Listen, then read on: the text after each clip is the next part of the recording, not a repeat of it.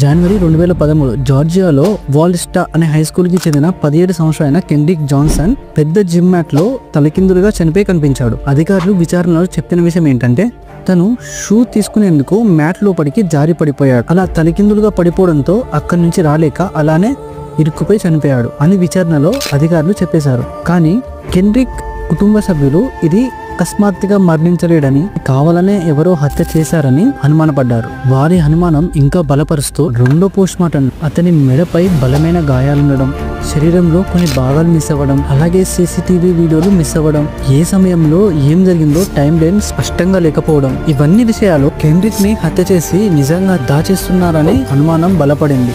దాదాపు 10 సంవత్సరాల నుంచి కెండ్రిక్ కుటుంబం న్యాయం కోసం పోరాడుతూనే ఉంది. అసలు కెండ్రిక్ కి నిజంగా ఏం జరిగిందో ఇప్పటి వరకు తెలియదు. కోర్టులో ఇప్పటికీ ఈ కేసు విచారణలో కొనసాగుతూనే ఉంది.